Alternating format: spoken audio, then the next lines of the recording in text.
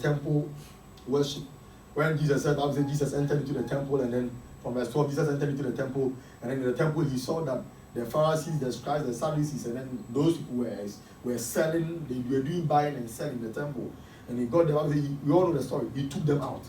He drove them out, and then he gave an instruction that this temple of my Father, originally has been designed to be a place of prayer, but you guys have turned it into a den of thieves. He drove them out. After driving them out, we saw from verse and then restoring the temple to its original use, because we saw that after he has driven them out, there was a healing he did, trying to let them know. The blind man came, and then the blind and the lame came to him in the temple, and he healed them. So right after driving them out, he restored the original usage of the temple. But there were people over there. The people that were selling over there were some of them were the scribes and the Pharisees who they were the teachers of the law. The temple was supposed to be a place of prayer, a place that what they were known for as teachers of the law, they should be teaching. But they were merchandising. And he drove them out. And he restored the original usage of the temple. Now, this is how the temple could be useful. The temple can be useful, or the temple is considered useful when lives are being transformed, not when we are negotiating on buying and selling. So he kicked them out. Then he restored it. Then we saw from verse 18. From verse 18, he spoke to them. That is what from verse 18, in the same line of discourse, from verse 18, he spoke to them about the barren fig tree that couldn't produce food, even though it was not its season. It was from verse 18 that he saw that same time drive on free temple now in the same train or in the same season was when he saw the fig tree, supposing to find fruits on it, but couldn't, and then he cursed it. Then we saw from verse 23, the teachers of the law. Let's go to from verse 23. That's what I'll be reading from today. From verse 23. Now when he came to the temple, the priest, the elders, and the people confronted him as he was teaching, and said, by what authority are you doing these things? By what authority are you doing these things? And who gave you this authority? After driving them out and beating them, now they came back. So, this guy, what does he mean? Does he think we are young guys here? You came and you met us here in the temple. We have been keepers of the temple. Now, the division of the Pharisees and then the Sadducees, there were some that were keepers of the temple. They kept the items in the temple, monitored the daily runnings of the temple. The Sadducees, keep the daily runnings of the activities in the temple. Then the Pharisees, who were the teachers of the law, they were able to teach. So the Sadducees and the Pharisees, not all of them were teachers, but all of them had their distinct value or use in the temple. And after Jesus had come and had driven them out, and let's take note of this, Jesus wasn't a Pharisee, neither was he a Sadducee. These were divisions and sects. S-E-C-T, sects. Sections of various groups that claim to have seen a direction, or that claim to have seen a revelation of God in the Torah, and so they are pursuing it in the angle they see from. And so Jesus wasn't even qualified to be there to teach, but because they had seen the guy, immediately from the ministry of Jesus, everybody considered him to be a great teacher. And so, in as much as he's not part of the Pharisees, the Sadducees, when he comes, you let him teach. It's like as everybody said, "Obi on Bible school." Now the Bible need to pass him, or to be preaching, or teach and pass him. Or need scriptures, no on Bible school. Now what that assuring no, or your work assuring. Though he hasn't been ordained as a man of God, he is able to teach. And so that person, you don't really say that because he is not ordained, you don't give him the opportunity to preach. When he can preach, and he will preach truth. Am I making sense here? And so that was the case of Jesus. He wasn't really considered a Pharisee. He wasn't a Pharisee, neither was he a Sadducee. But by the grace of God upon his life, or by who he was, and the knowledge he has in Scripture, he was able to teach in the temple. And so the original teachers of the temple, after Jesus has walked them out, because they were selling and buying the temple, they came back to confront him. Papa, do you know who we are? We are the owners of this temple. We sit here and teach. It is to our cause this has been given to us. And so because we are watchers or the keepers of this temple, we decide what to do or how to treat the temple. And so when you have come and understand that the selling and the buying that was going over there, nobody had confronted apart from Jesus. So everybody knew that they are the keepers of it. So if imagine says, see, I want to say, not me near, sorry, they must say, no about 2 events, or not what events, and Juma Shem or Saw has here. You can't tell Evans to walk out because on the dance, on the say so. So you suppose that near oil it is acceptable. What about two? So you just say, what and yet all jumpy or sound you can't confront it because you have no dealing with here. Say, yeah, how the place is managed because or not any kidnappers on that. But the make cannot just say. So people that came to the temple to worship could not really confront them because the Pharisees, they had ownership or they really governed the things that goes on in the temple. And so for Jesus to come and confront them, people who didn't really understand. We have been doing this for all these years. We inherited this position from those that were before us. And remember, I said they were not the only people that were Pharisees. Others have come and died. Before Jesus was born, the sect division called the Pharisees and the Sadducees lived. They were there. So they have inherited it. It's what they saw their predecessors do. It's what they were doing. So it's not something they developed just that time. So how come you just saw us today? You this man work. Don't you know this is what you have been doing? But the guy came and walked them out and he restored it. And he said, this, in as much as it has been given to your trust or the temple place has been given to your keep and watch, I want you to understand that I know what it must be used for. I understand its original use. Because if there is merchandise going on here that the merchandise wouldn't profit so, then the usage of the temple is not fulfilling its original intention of why it was erected or why it was built. So he kicked them out. So they came back and they confronted the guy. Papa, by what authority? Because to us we have the authority. As for you, nipa domini nyina jia to me say, ye na asaf we say yensa. Ye na hano hwesu yensa. By what authority do you have that you come here and you teach, you come here and you are healing people, and you are even able to beat us and drive us out? By what authority? And then Jesus, there was a discourse negotiation between Omni Jesus, Omu Kasai. Jesus said, okay, I also want to ask you this question. By what authority was John baptizing? Was the baptism of John from God or was from himself? I said they discussed among themselves. I just want to give an overview. So we go on to where I'll point things to you. But they all follow sequentially to why you must be productive. So by what authority? He asked them a question. John the Baptist, the baptism of John, was it from God or from men? And it says that they said among themselves, if we tell him that it is from God, then he will tell us, why then did we not believe John? And why then can't you also accept my ministry? And it's also from God. Then he said, okay, if we say that it is not of God, the people will stone us, they will beat us. Because everybody acknowledges John as a prophet of God. So they came to Jesus, we do not know.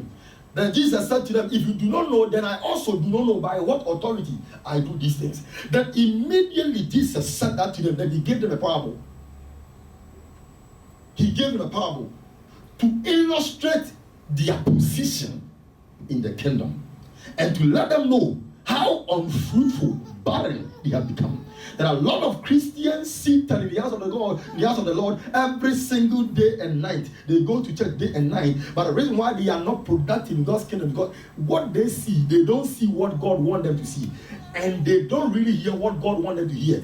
Not because the preacher man is not preaching what they must hear or showing them what they must see, but they are seated. But you know that as we are here right now, I can point to you Aaron of Christ, but you are not looking at Aaron of Christ, though your eyes are here. Am I making sense? Oh, are you hearing me? Yes. Do you know that I can point to you that arena of Christ? I'll be pointing to you, but you have a decision to either let your focus be on arena of Christ or on the cross. Don't be looking at the same direction. I can point something to you on the board. Your eyes should be there, but you're not looking at it. Because looking at things or observing things is not just by the sight towards it, but the mind and the heart also capture the very things your eyes are seeing. Is somebody hear me? All right, let's go on. So let's go to the first thing, the parable side, when he talked about the parable. Okay, but if you say for men, we fear the multitude, for all count John as a prophet. Go on for me, verse 20. So they answered, Jesus said, we do not know. And he said to them, neither will I tell you by what authority I do these things. Go on for me. But what do you think? A man had 2 sons. This is where the question, this is where we are going to learn something from tonight. That a man had 2 sons. And he came to the first and said, son, go work today in my vineyard. Go work today in my vineyard. A man had 2 sons. And he said to, go back, verse 28. But what do you think? After he had had that encounter with them, what culture say, I also do not know by what authority I do these things. Immediately in their presence, he said, but what do you think? A man had 2 sons. Then he said to the first, and said, son, go work today in my vineyard. Go on for me, verse 29. He answered and said, I will not. But afterward, he regretted it and went. Go on for me. Then he came to the second and said likewise. And he answered, I go, sir. But he did not go. Go on for me, please.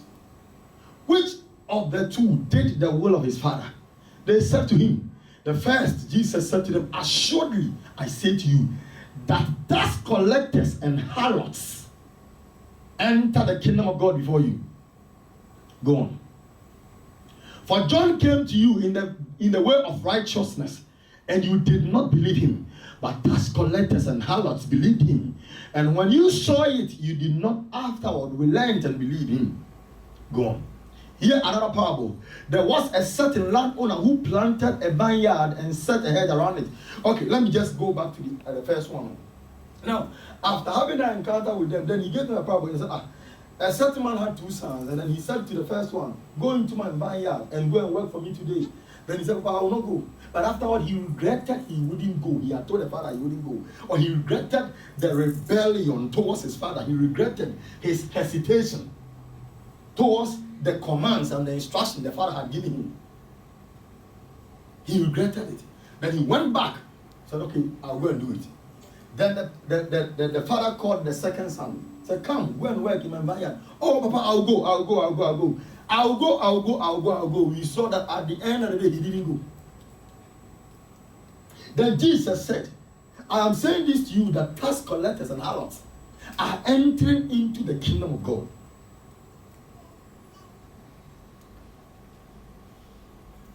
Please go to the previous verse. Somebody follow me carefully. Tax collectors and harlots believe him. And when he saw it, he did not afterwards relent and believe him. So tax collectors and harlots, the instruction that was given by John, they believed it. And then they did according to the instruction John gave. But you, that the kingdom was initially committed to you. And afterwards, you couldn't have anything to show. There is nothing you could prove. And that is why I said last week, I think Saturday, that there are lots of believers that are mathy Christians. They are mathy. You see, their position and place in the Lord, their relevance in God's kingdom, or how they consider themselves Christians, is just by word of mouth.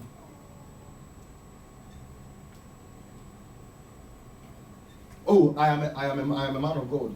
I am a believer. I am a Christian. But in their actions, it does not really show so. They are not really being productive. Like the second son, who said, I will go, but he didn't really go. And so there are lots of people, and I'm saying this here. Last week I said that one of the things that will be very surprising in our end time is that there are so many people who probably we may presume them to be bad people, bad guys, bad girls, that would encounter God, and by their encounter just one day, what they will do in God's kingdom. You that have been in the kingdom for past 10 years, 15 years, you will not be able to do it.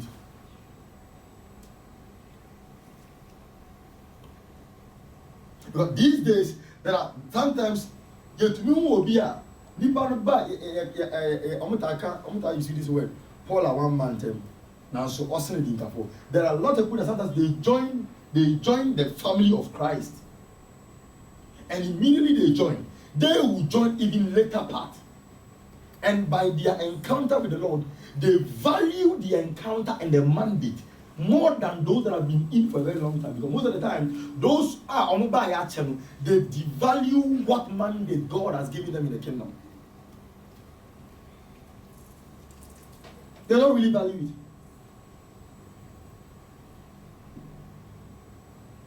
it. And tomorrow say, their own who sound like they are only or empire for or tell us very much or by the couple much. And sometimes they even boast with it, they brag with it. Do you know the number of years I've been in ministry? The number of years I've been a Christian. Maybe by G Christo D and now crown by G Christo D. And when I became a man of God, I've been in ministry for the past 30 years. I've been in ministry for the past 40 years. The number of years I've been in ministry is even more than your age. But at the end of the day, we look at the results. God is not interested in the number of years you have been in kingdom. He's interested in the results you produce. The results you give out. It is in our human setting that we value the aged in certain areas. As because of probably the number of years they have been in that field. But when it comes to God, He is looking at the resource. People that are giving Him resource. People that are bringing resource to the table. Am I making sense here? He said, the tax collectors had it. And when they had it, because considered the tax collectors as people that were not really worthy or fit to even produce fruit in the kingdom or become productive. But the day they had it, because the Bible, there were several translations. Sometimes we go to yesterday and we think that the Bible, what kind from Genesis to Revelation. And we are too proud that we have been able to read from Genesis to Revelation. It's good. I've read, the Bible I've read cover to cover, Genesis to Revelation. So upon reading Genesis to Revelation, what has been the results of what you have read? I can quote the whole book of Matthew from chapter 1 to chapter 28. Yes, we understand. But what has been the fruits of what you have crammed or what you have chewed that you are pouring? You were born again. You became born again before your elder sister. Yes, we understand. You became born again before your younger sister. But your younger sister, upon her born again, upon she being born again, the very day she accepted Jesus Christ, within 6, 4, 5 months' time, we have seen that she has committed herself to certain works in the house of the Lord. She is so committed and so active in the things of the Lord. We have seen that when it comes to evangelism, she's part of it. When it comes to kingdom work, she's part of it. Anytime we are cleaning the church, she's part of it. And you have been in the church. You were the one that carried her to church, but now she's now working more in church. She has become familiar with the church. She has become very conversant and active, attached to the things that goes on in the church more than you that brought him. And so the fact that you brought him does not really mean on the level of productivity you are equal. You are not equal. On the level of productivity you are not equal. It is true you brought him. The only way you would have credit onto her productivity or his productivity is how you were able to direct him or her into God's kingdom, that she became of use. But at the end of the day, after some time, when he has been in the kingdom and he is now committed to the things of the Lord, and you that gave her the opportunity to be here is not being productive as he or she is, you are not on the same scale. Go on for me, verse 33. Here another parable. There was a certain landowner who planted a vineyard and set a hedge around it, dug a wine press in it and built a tower, and he leased it to vine dressers and went into a far country. Go on. Now when vintage time drew near, he sent his servants to the vine dressers that they may receive its fruits. I don't want a good news version. Why? The tenant, go on to the previous version because Previous verse, previous verse 34. When the time came to gather the grapes, he sent his slaves to the tenant to receive his share of the harvest. Go on. The tenant grabbed his slaves, beat one, killed one, and stoned another. Again, the man sent other slaves more than the first time, and the tenants treated them the same way. Last of all, he sent his son to them. Surely they will respect my son, he said. But when the tenants saw the son, they said to themselves, this is the owner's son. Come on, let's kill him, and we will get his property. So they grabbed him, threw him out of the vineyard, and killed him. Now, when the owner of the vineyard comes, what will he do to these tenants? Jesus asked. Go on for me. He will certainly kill those evil men, they answered, and rent the vineyard out to other tenants who would give him his share of the harvest at the right time. Jesus said to them, haven't you ever read what the scripture says? The stone which the builders rejected as worthless turned out to be the most important of all. This was done by the Lord. What a wonderful sight it is. Go on. And so I tell you, added Jesus, the kingdom of God will be taken away from you and be given to people who produce what? Follow me. Who produce what? Let's read it all together. 1, 2, 3, let's go. And so I tell you, added Jesus, the kingdom of God will be taken away from you and given to the people who will believe in the. Now, we have seen from verse 1 coming to this verse, what really transpired from the beginning. He entering into the temple, driving them out. He's seen, after driving them out, going on his way, seeing a fig tree. The fig tree couldn't bear fruit. He cursed it. Afterwards, they came back, confronted him. After confronting him, he now gave out a parable about 2 sons. One received an instruction and told the father, I won't go. There was the other who received it and said, I'll go, but didn't really go and do what was given. Then he spoke about another parable. Then he said, there is a landowner who had a vineyard. He planted his vineyard, as we read in the book of Isaiah. The scripture, when Isaiah the prophet was giving a message about the people of Israel, how God has planted up the vineyard and built a tower in them, set a hedge around it. The same thing Jesus quoted here. A man had a vineyard, he planted a wine press in it, and then built a hedge around it. And then at the vintage time, at the time or the season of harvest, where he supposed or expected fruits to come, and expected that the keepers or those that he has committed the vineyard to them should be able to have cultured or probably cultivated the land, taken care of the vine, and have gathered grapes and probably might have produced grape fruit and wine from it for him to use, or for his use, or for his business deal. After he sent his servants and said, go to my land, to my vineyard. And when you go, request from the people I have given them the mandate to keep this vineyard of the fruit of the field. And then when he came up from afar, they saw him. As we already, they beat him, they killed the other one. Second one, the same thing. Third one, the same one. Then he sent his own son. Supposing that if my son comes, ask for him, by the respect they have for me as the owner of the vineyard, and considering my son honorable, they will not do this thing. Me, sometimes I think about it, I'm like, but why would you send your first servant, they will kill him, second one, they will kill him, you send your son to go and tell them on what? So you sent first one, they killed him. Second one, they killed. The third one, they killed. Bible says he sent first one, second one, they were more honorable people. In other words, they were greater than the first. The third they were also greater than the second. And the son was greater than them all. But they killed all of them. Then he asked them a question. What do you suppose that the owner of this vineyard will do, considering what his tenants have done to him? Giving them, and Bible says after he said that to them, I'll catch them and say, the kingdom of God will be taken away from them and be given to that the kingdom of God will be taken away from you and be given to people who produce proper food. Go to verse the last verse. Let me show you something about them. Verse 44. Let me check. It is 44. Then Bible said the chief priests and the Pharisees heard Jesus' parable and knew that he was talking about them.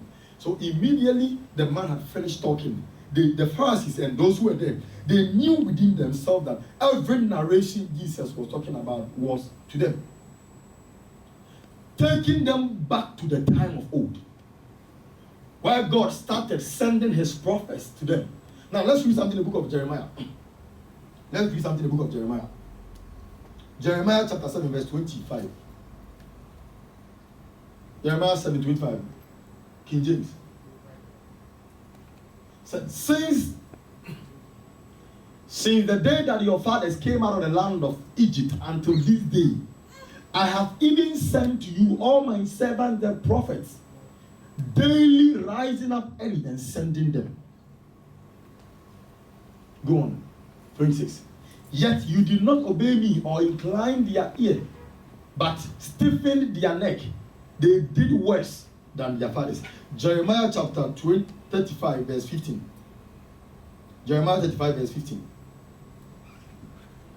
He said, I have also sent to you all my servants the prophets, rising up early and sending them, saying, turn now everyone from his evil way, amend your doings, and do not go after other gods to serve them. Then you will dwell in the land which I have given you and your fathers. But you have not inclined your ear nor obeyed me. Said, I have sent to you all my servants, the prophets, rising up early. Highlight that for me.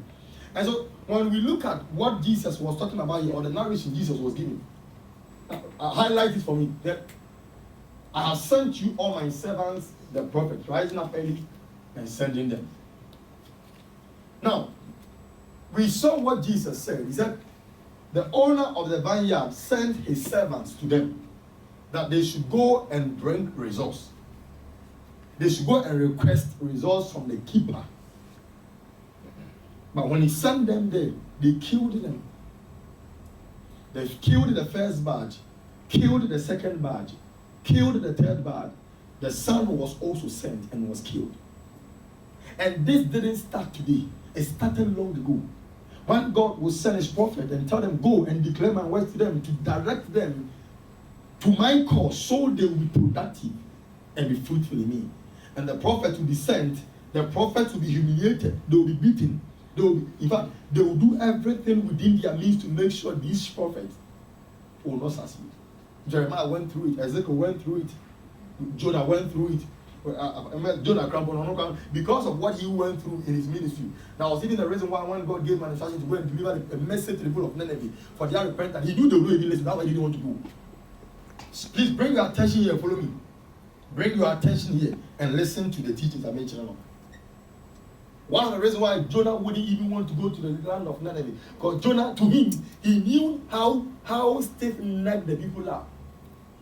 He knew how the people are so rebellious, how human beings, how from old the prophets would always go and be announcing to them like the way I'm doing here. Be fruitful, be productive, be serious in the house of the Lord, be committed to the things of the Lord. Give yourself an assignment in God's kingdom to accomplish it. Add the value to God's kingdom. Do not just add that to the numbers, but add that to its potency. As I've daily been saying, that's how the prophet were also doing it.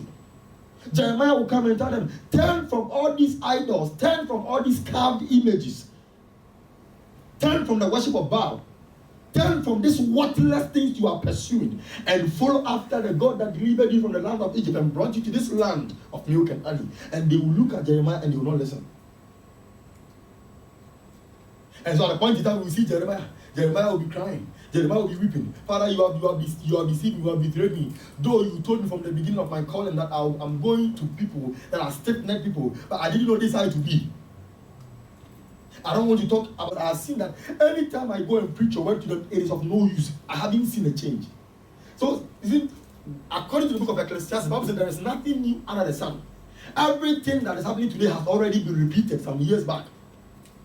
Like the same way sometimes when I'm preaching, I'm teaching, I go back home and I look at after the message I have preached, I go back and I'm in expectation that within a month or two after this sermon has come, I should see the fruits of the sermon in the lives of those that listen to it. And after considering a month or two, and I'm unable to see any other thing, then I begin to ask myself this question: did the people really receive the word? Is the word working in them? Have they really taken to the word? Have they given their heart to the word? Or the word just came and the word didn't just disappear from them?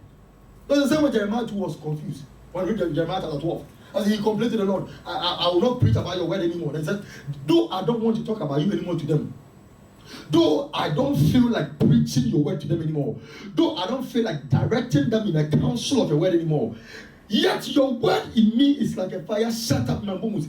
Anytime I try to shut my mouth without declaring it, without directing them, without trying to show them what they should know in the scripture, your word burns in me and I can no more hold it.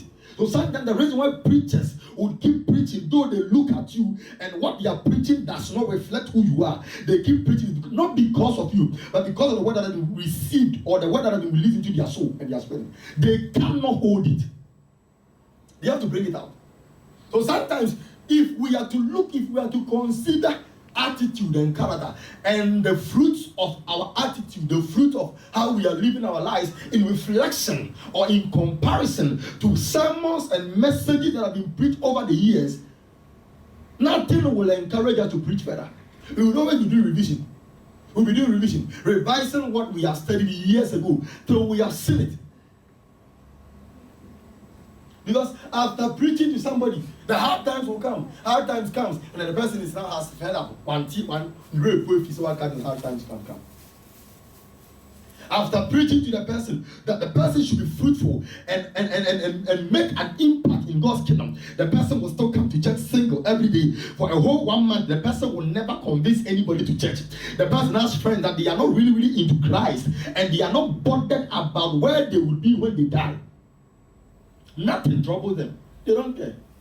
And so, to the preacher and those who carry the message to you, when you look at these things, we come to this place of thinking that is the message really making an impact in their lives, or the message not making an impact? Because if I have delivered a word directing you how to live, I should see how you are living, reflecting what I've said. So in the book of Isaiah, the Bible says, go and seek out for the old path. I don't know if it's the book of Isaiah or Jeremiah, but it says, go and seek out for the old path, wherein your fathers walked. But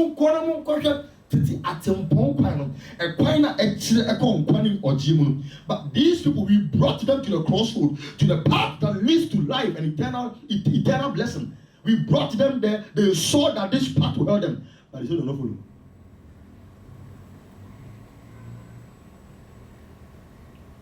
And seek ye the old path, wherein your fathers walked and had life and had peace. Said the Bible, we have heard you.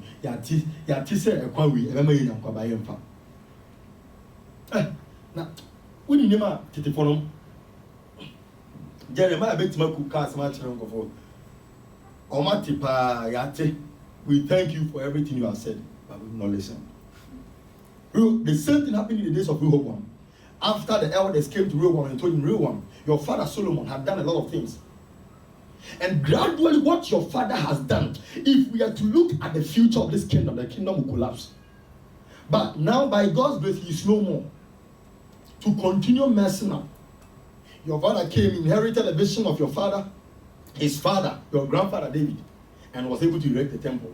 But at his death, we saw that he built so many idol temples, almost about 1,000 of them. But Rehoboam and your father whipped us. He burdened us, gave us certain yokes that were too hard to bear. Then after consulting the guy, talking to him and advising him, as he went back and on the colleagues in a good income, Abra and Pennyphone, or more Indians have one of the two for you. Or got here now for Menti, dear Pennyphone catcher and Quasiasem.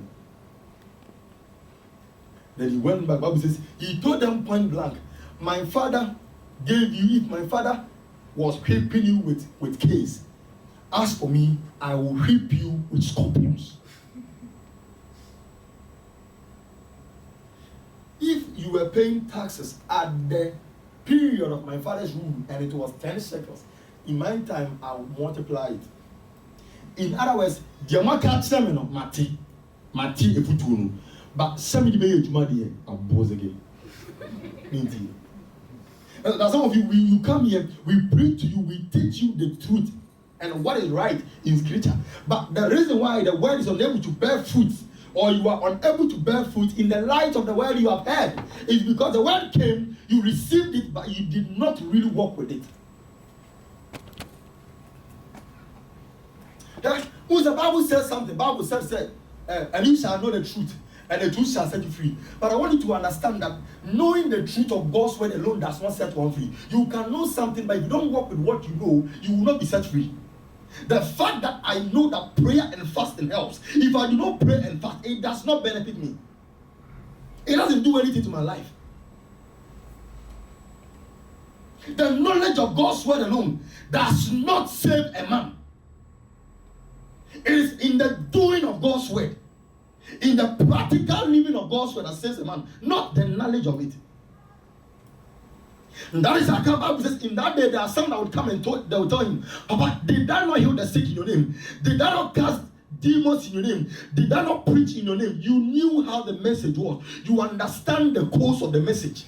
You understand how to interpret it. But there was something that was lacking you. The content of the word that should manifest in your life wasn't seen by light. Everybody knew you knew the scriptures, but not everybody knows you walk the scripture. And results are seen when you are working with the scripture. I am being honest and sincere with you that most people are in churches and they are not growing, they are not being productive. Not because the man of God is not preaching, the man of God is preaching, they know the word. As a matter of fact, they can have people, they meet people in town, argue with them, and then they bring out substantial arguments, convincing facts. Yet they are barren. They are not bearing fruit. They are unable to give up anything. Is somebody hear me? Yeah. Am I making sense this morning? Yeah. The American, please give me your heart and your mind and be saved. I'm begging the name of God.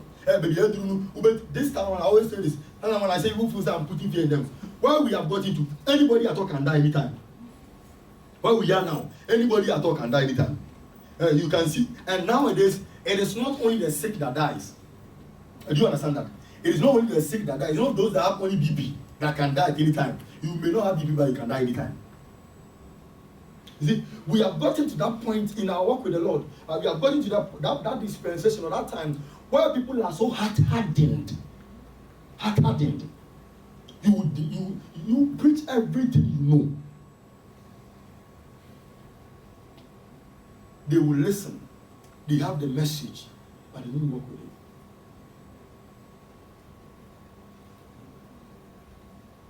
And so Jesus, the Bible says, the reason why they knew Jesus was talking about them is because they knew that they were those that the Torah was committed to. Because the Pharisees, they knew, the Torah was committed to them.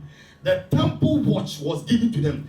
They are supposed to be in charge of the daily running of the temple. So if the temple is not being used for merchandise, selling of goods, then you should know that something is wrong somewhere. So they knew that the power the man was talking was just about them, was just to them. Men of God were sent to them, preaching the word.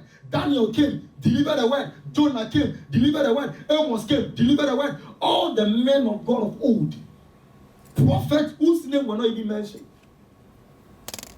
And most of them they humiliated. Even till the last prophet before Jesus Christ, John the Baptist himself, was beheaded, and they knew it. And the reason why they came to confront Jesus was that sometimes one thing about this life is that when you are unable to produce results and somebody is producing results, the possibility that jealousy and envy will enter your heart is very high. It is natural because we are human beings. If we are a function of God, and the Bible says our God is a jealous God, then it means there is a tendency that every human being, not even a tendency, every human being has a bit of jealousy in him or her. But how you guard and control it, and the direction of your jealousy determines where you go, whether in the right side of God or hellfire.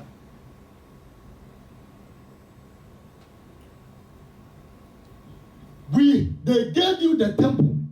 The temple was given to you. You had every right.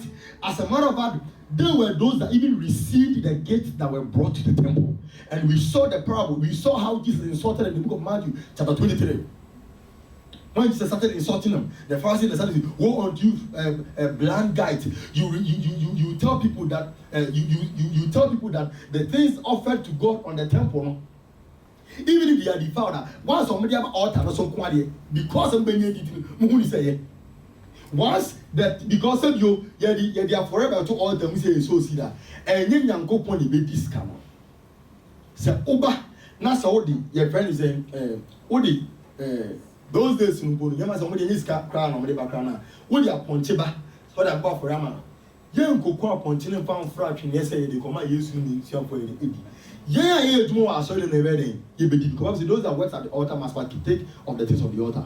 So what you are saying. And so because they knew, said, these things literally comes to them, they were not interested in how the people are honoring the gift brought here, as far as the gift coming to them.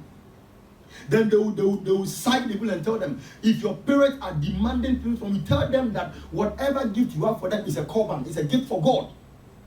And so by so doing, they deny them helping their parents in order to satisfy themselves in the temple. And all this Jesus watched it.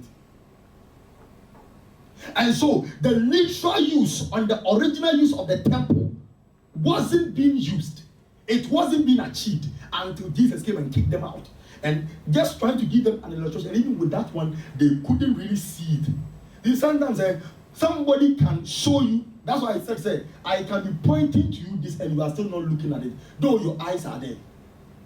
Because if they really understood what transpired between them and Jesus Christ, Jesus kicking them out, telling them, it has been written that my house or my father's house shall be called a house of prayer, but you have turned it into a den of thieves. And right after was healing the sick, healing the blind and the lame, they would have risen up and said, no, that guy is trying to tell us that this place, we are supposed to do healing and deliverance here. We are supposed to preach the word of God here. So from today, the goat I have been bringing here, the dog I have been bringing here to sell, the cow I have been bringing here to sell, the sheep I have been bringing here to sell, I will no more bring them here. But I will rather seek for what will make me heal the sick when the sick come here. And in that way, I have become productive, a function in God's kingdom.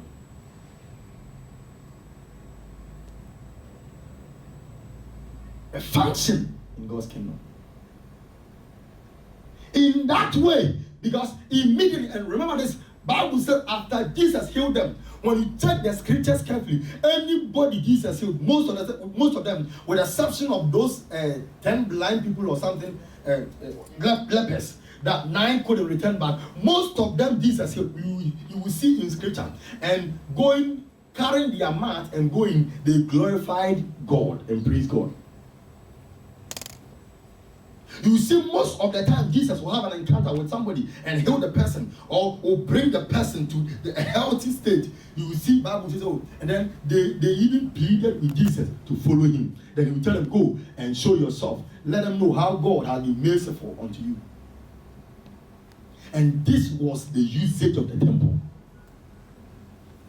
So sometimes when you come here and we are trying to teach you God's word, trying to let you know the truth of God's life, don't be so eager for what you want to hear to be told you. Don't try to turn. The reason why these days, sometimes I look at some videos on our digital channels, and I watch certain men of God who comes on this. By God's will, they have a platform. They have huge audience. Multitudes gather, and sometimes watching them for about 2 hours, you will not really find any solid, tangible message being preached. Everything is about nonsense, making noise, jumping here and there, dancing certain dances, and making the atmosphere a jamboree. You see them making certain noise and doing certain things that are not profitable to salvation. Yet they have the multitudes. People listen to them. And these people, these guys have channels that run 24/7. And you spend about 4 hours monitoring their channel, and you are not saved because nothing from the pulpit that comes out to viewers and those seated in the congregation ever transforms them. The last time I was saying that there was a man of God who was preaching and he says the sermon of.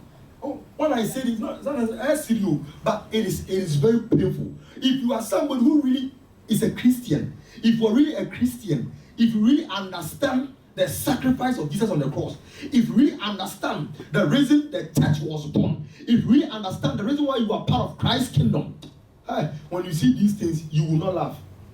You will feel bad. When you look at churches where sometimes social media not pass the word, and sometimes we feel like they are criticizing men of God, condemning them. But sometimes when you look at the content of these men of God and their actions, there is nothing you can defend. While Jesus is saying that, let your light so shine before men, so that they will see your good works, not your bad works, so they may see your good works, so that in seeing your good works, they would glorify your Father in heaven. People see your bad works, they see errors, they see evil things about you, and they are unable to glorify God. And so we have come to a point where now, because of how the church has become barren, and the congregants are unable to bear fruit in Christ, people question God. I have seen young guys on YouTube who call themselves the Free Mind Society, the Free Mind Society, Common Sense Family, whatever it is, and they have no regard for Christ, because those that call themselves Christians, they haven't really produced any tangible fruit that should really mean that Christ is somebody they should give their life to.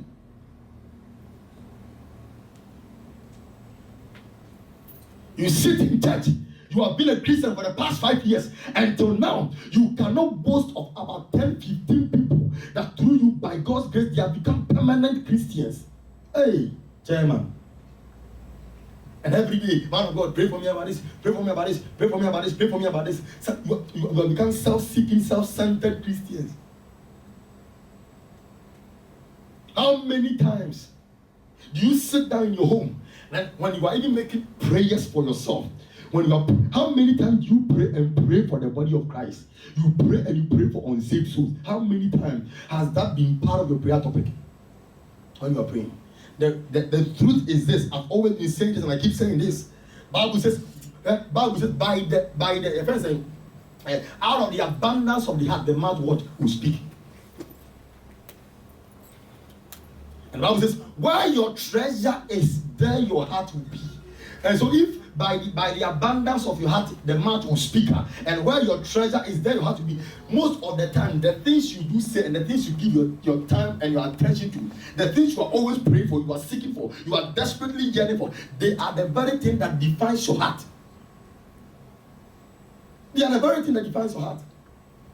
Every day you are praying for this, you are praying for this, like you are so engulfed about this. I am not saying pray for material things, not good. We do pray about them. It is part of God's end. They aid our lives in this Christian walk. They make things so good and smooth for us. But when a man has committed his heart and his mind towards these things, such that even he does not have any space in his heart, seeking for kingdom growth, my daughter, my child, you are not pursuing kingdom mandate. I'm being honest with you. Jesus said, seek ye first the kingdom of God. Seek ye first the well-being of the kingdom of God. Seek ye first everything that pertains to God's kingdom. Seek ye first. Pursue. Seeking, pursue. Most of the time, I do tell you, when you talk about the word seeking is deeper than looking for. Seeking is deeper than looking for. When somebody is seeking, you look for the thing until you have found it.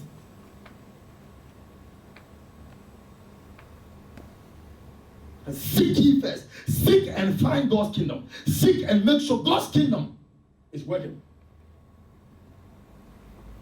You come to church. There are people, they are so insensitive. You see, when you become barren in Christianity, you become insensitive to things that goes on wrong in the church.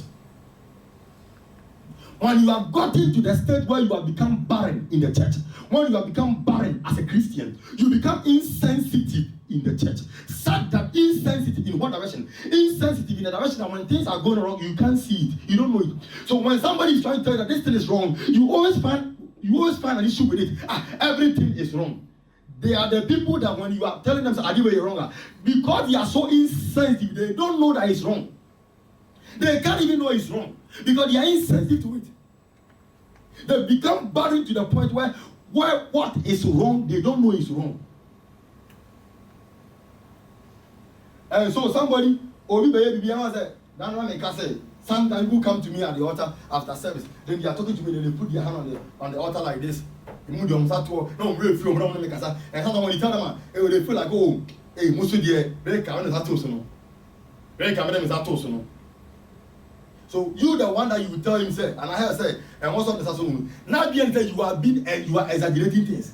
And the reason is that you are so insensitive. You don't know what it is. If you are very spiritually sensitive, you understand the need to give honor even when you come closer to the altar.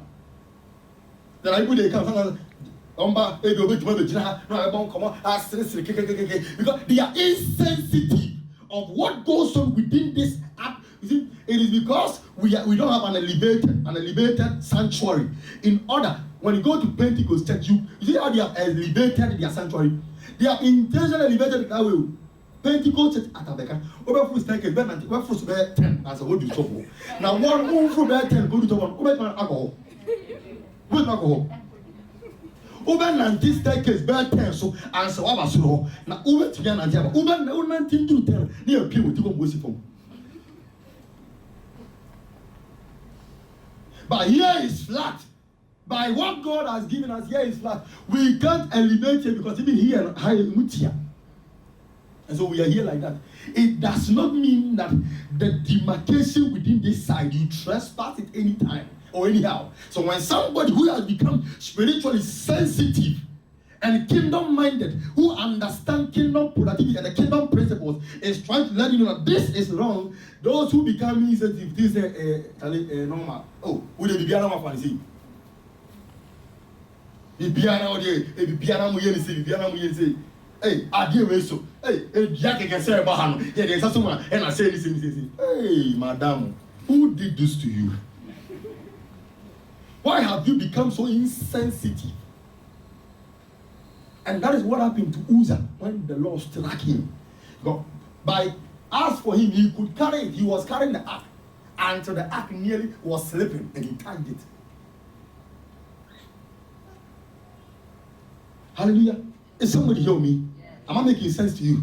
Please, I am being honest with you. Anytime you are becoming insensitive in the house of the Lord, you can no more fish out what is going on wrong. Understand you are becoming barren. You see, anything barren lacks sensitivity.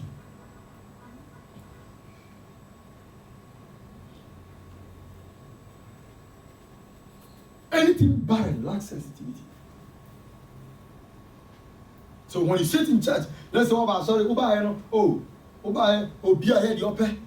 you see, sometimes you can be a first timer entering into a church. But if you are really spiritually sensitive and you are kingdom productive, you enter into that church and you are able to know, you are able to pick up a lot of errors over there. That is how come anything yes, you read temple, no who say, there is something going on wrong here. People have been in the temple for a very long time. They couldn't find out that merchandising in the temple was wrong. They couldn't find out that selling and buying in the temple was wrong until Jesus entered the temple. And when he entered, he knew that something was wrong somewhere. Then he drove them out and restored temple worship. You can be spiritually productive. You can be kingdom productive to the extent that you will be invited by a friend to a church. You enter the church, you see how the church is going and how things are being done over, and you can really find a lot of errors. Because you know this is going on, this is going on, and so that you can even get a chance to get to the man of God.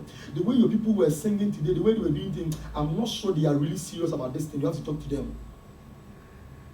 It doesn't mean so because you see people who are kingdom productive. People think that they talk too much. Most of the time, truthful people, they think that are controversial, they talk too much. So you'll be a kind of career. I give you to me come on to another car. You have to Picasa. And I'm being honest with you, in God's kingdom, the fact that you came to church and you think you are gentlemen and in cancer, made a boom and Timmy Coco Bias, and then because I want to tell you, sir, you are as useless as the word useless before God. I am telling you before God, the man, that you are so useless before God. Oh, as for me, I don't want to talk about it. I know it's wrong, but I won't say it for somebody to tell me this. I am telling you before God, if you really are not deaf and dumb, your mouth for talking, your ability to talk, and your ability to hear is as useless as deaf and dumb. God should make you deaf and dumb. Because you have ears you could hear, you have mouth you could talk. Somebody do not have ears to hear, mouth to talk, but the person can see something is wrong, and sometimes their expression shows that something is wrong, and you can tell that. Because for me, this church nowadays, when you talk, the way they will go and talk about you, somebody will just speak for right now, and the person will call prof or probation. No, I can't say my channel. I say this, and then before you realize that, they will say you are I'm the reason why you stopped church. So I won't say it. Your mouth is useless. Your mouth is what? Useless. I am being honest with you before God, man. I am telling you the honest truth. You can never be a productive Christian. Abraham Pewasam. Nyagopo energy. Some Pewasam to energy. Some Pewasama ultimately ready to. Now, yes, you know. The number of times he was confronted by the Pharisees. You think that the man, if he was a too gentle guy, they would have confronted him several times. On several occasions, he had several encounters with the scribes and the Pharisees. Oh, and they see, and they are chilling, so the sick, and they were crazy, and they were crazy, and they were yes, and they were yes. You know, and people who are truthful, most of the time, people who are truthful and who always make sure the agenda of positivity reigns over negativity. People think they are controversial. They think they are controversial. They will try and sabotage you so that we all be bombed.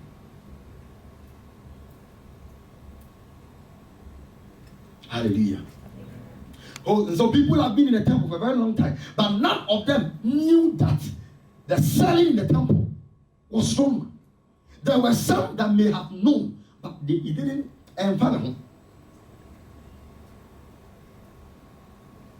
Sorry. Oba, you know. What the who say?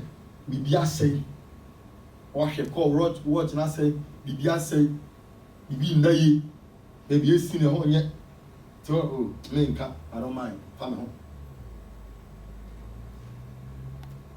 Oba, who said you said it in the 4 years, who's never go wrong. And can obey me. Menka said, you are going to do what you could even approach them and talk to them to bring them if they are not wanting to come here.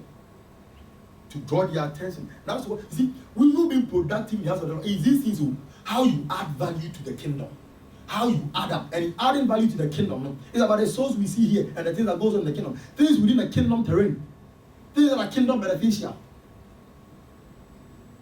Your sister is not coming to church. You know, you could call. Obey to my friend. Only and couldn't didn't come up within the whole week. My chat here didn't come out, but coming to church, nothing. You have not been seeing him. You have not been seeing him for the past 3 weeks, 4 weeks. But nothing really bothered you that I must take it upon myself as a burden to ensure that he or she becomes active or comes to church and found. But we know you are not proper home. Why is you are not to make up? Sorry.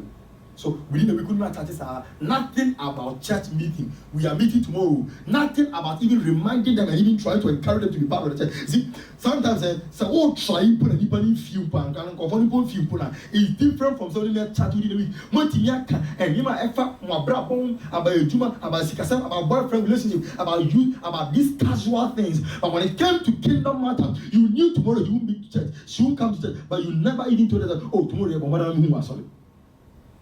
And you are in the house of God. You are in church. You call yourself a Christian. And sometimes the most annoying part of it is that when these people are praying to God and nothing is working for them, they want to blame man of God, blame God. They have the effrontery to even get angry. Why they are praying, nothing is saying in their life. Then they put the burden on man of God and makes it look like the man of God is not even anointed. And the man of God's anointed is not working for them. Yet they know within themselves, seated on the chair. For the past 5 years, 10 years, they gave their life to Jesus. They have never been useful in the God's kingdom. I told you from the beginning of my sermon that the disciples of Jesus Christ, Peter and co, they walked with Jesus only 3.5 years. And after 3.5 years, this guy could win 3,000 souls in a single day. So you following Christ for the past 6 years. When you do, that's why when you are not a baby Christian, if you are still a baby Christian, you are still not being productive and being useful in the house of the Lord, you may come across show. You may think that I'm lying, you may think I'm joking. But I'm being honest and say with you that before God, you are becoming useless. I'm telling you the truth. You are becoming useless. And let me say this. I said this to you that in every institution and every company, those who are productive are mostly covered and preserved and defended by the authorities of the king of the company. Go to a company that you will see a young guy who is so productive, influential, supportive towards the vision and the mandate of that company. And I will tell you, the guy in that company, whom the CEO or the managers of the company protect and secure, they won't joke with such a person. When even such a person decides to tender a resignation, they try to have private meeting with him and try to negotiate things to make things more comfortable in order to retain them. There are some people, when you tell God you are leaving his kingdom, that day nothing will change in his kingdom. Heaven will rejoice because you have been there 5 years. You have been so useless. You have not been good. So when you are telling God you are getting out, you get out. Get out.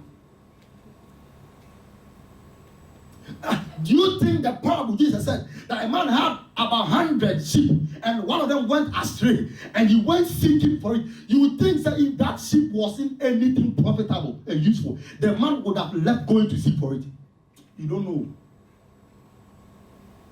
You don't know. There were lots of people, there were lots of prophets in the days of Jonah. There were so many prophets in the days of Jonah that God could have spoken to any of them to go to Nineveh to deliver the message by to Jonah. Even when Jonah was still being stubborn, God could still bring him on track.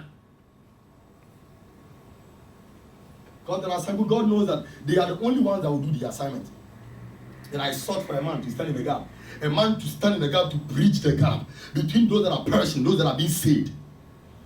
When I was preaching about intercession some years back ago, I talked about Aaron and Moses when the Israelites sinned against God. Bible says, and Moses and Aaron, they stood between the dead and the living. They stood between the dead and the living so that the living would not die.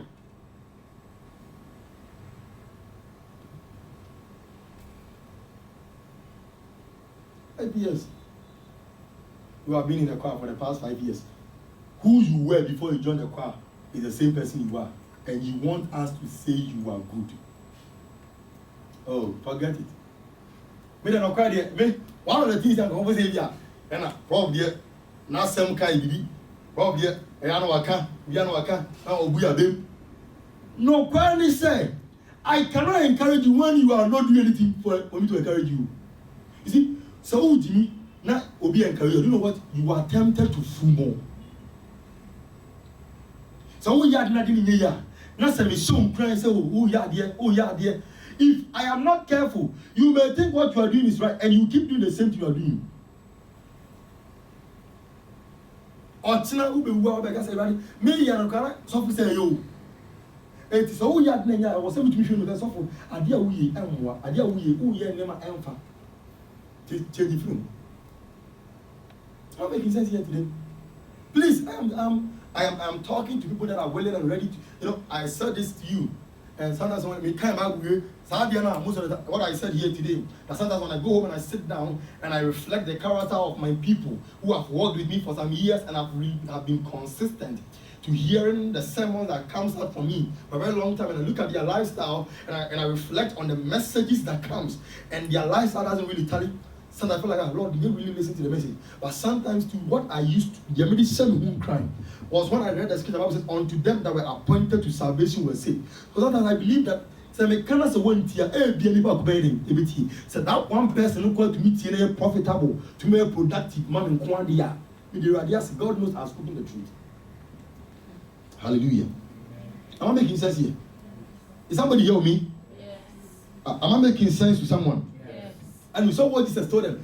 After Jesus had spoken this parable to them, he said to them, said, now listen, the harlots, the tax collectors are going into God's kingdom. They are taking the lead into God's kingdom. What I want you to understand, the Bible says, I think I forgot, I'll bring out that scripture. The Bible says a man organized a wedding party and sent out his servants to go and gather guests that he has invited. And when he went out to gather them, they didn't come. He went out to call them to come to his banquet, and they didn't come. Then he told his servant that go to the streets. Anybody you see on the street, the word he used was that anyone you find on the street, bring the person in.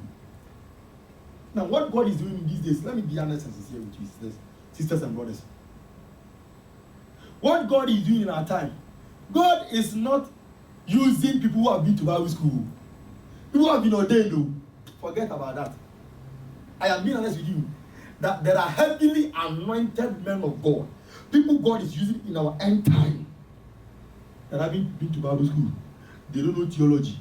They don't know whatever it is, hermeneutics. They don't know Old Testament, whatever it is. They don't know whatever it is. They don't know anything. As a matter of fact, they don't understand contextual interpretation of scripture and historical. They don't know those things. They don't know those things.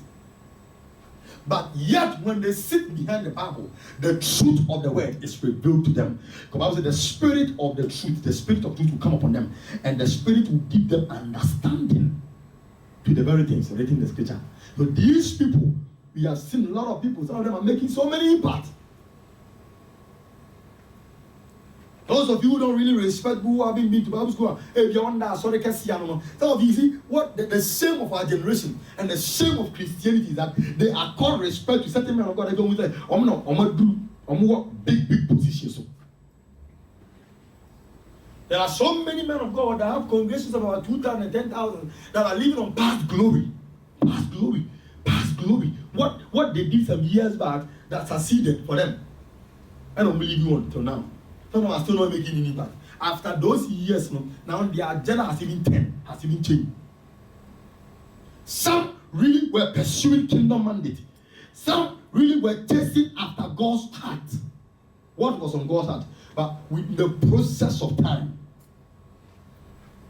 they have become self-indoctrinated. And in their self-indoctrination, some of them now are no more pursuing kingdom mandate. 7 principles to be rich.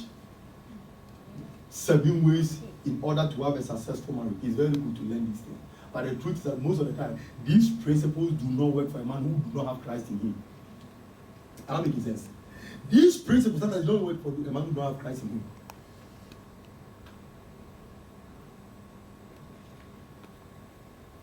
It is in our time now a lot of marriage counselors, so many marriage counselors. And here time you have a lot of marriage counselors. And today you go back online, but counselor, boom, a lot of marriage counselors. Everybody is saying they know something good about how marriage works. Yet marriages are breaking apart. Counselors' marriages are breaking apart. Counselors, their marriages are breaking apart. And you haven't come to that point where you be God seeking, and you are still man seeking. You haven't come to that point where you are God seeking. I am challenging you in this. Commit yourself to God and to His kingdom matter. Let the agenda of God be your heart desire. But you see, the truth is that we are human beings. Nobody here is perfect. But God knows people that even in their imperfection, they are so God seeking. Yeah. David was not all-round perfect man, but he was God seeking. He was his kingdom seeker. David was not all-round perfect man. If he was all-round a perfect man, he wouldn't have set Uriah up and killed him and take his wife. He had stains on him. But even in his stain, he knew he had a vision of raising a temple for God and preparing to raise it. Even if the Israelites had not supported the building of the temple, David alone, he said, I have prepared the things of gold. I prepared gold for the things that should be made of gold in the temple. And I prepared of silver, the things to be made of silver in the temple. The guy had prepared. Somebody hear me? He had prepared all these things, made them available.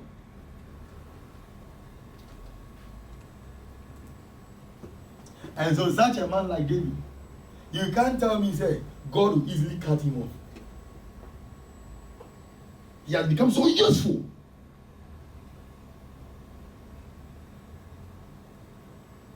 I'm pleading with you, sisters and brothers. Don't be in this kingdom. Don't give your life to Jesus Christ, and for 5 years, 6 years, you are still useless in the kingdom. You are not productive. You are not adding value to His kingdom. You are not useful. You are wasting His salvation. What do you now call Abraham song about?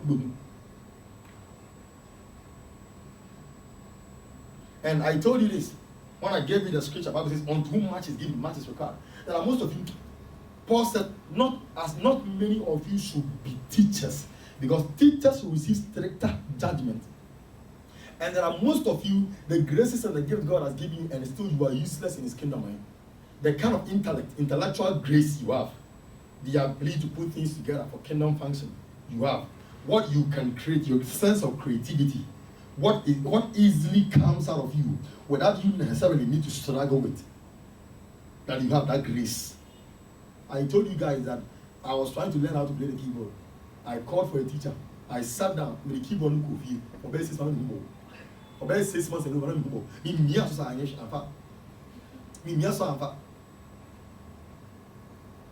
the most complex idea, how are they able to combine these two keys and then to give this tone? Like how they said, I tried to learn. I mean, because naturally I like to sing. Now voice especially strange Kumasi one and if you now say now you know how you would have been like who said them or being all the keyboard not on boss street now do you know how we would have been? And if God has given you that grace and you don't you to me you the one consider you work with I mean see because was best. So if the Lord has given you grace, especially those of you that can sing one with me, tune fine or very nice voice.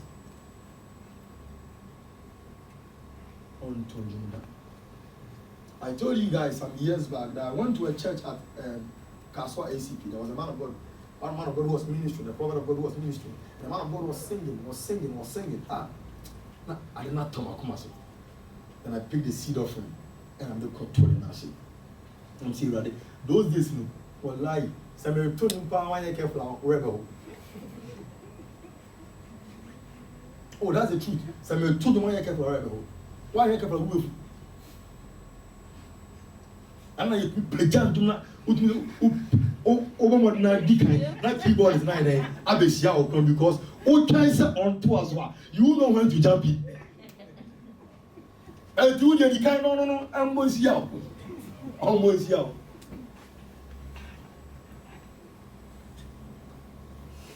I was seeking this grace.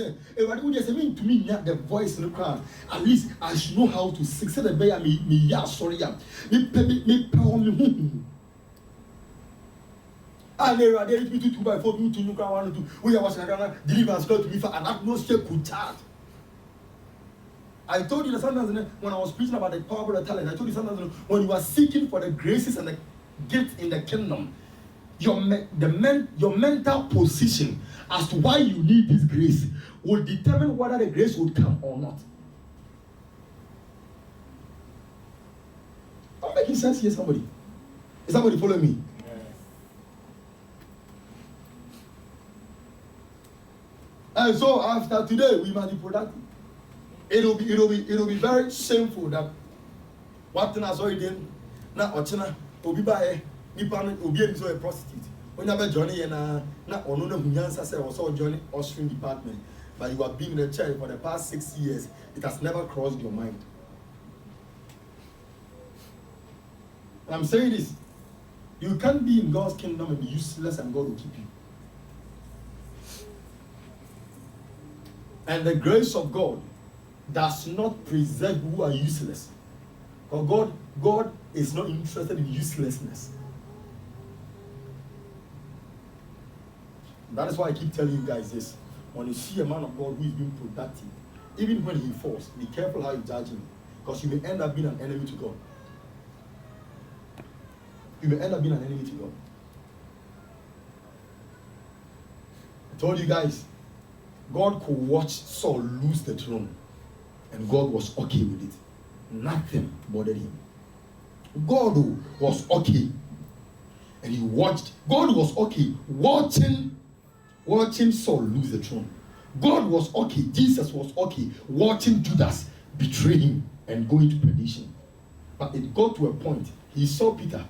He said, Satan has sought to sift you as wheat. but I've prayed for you.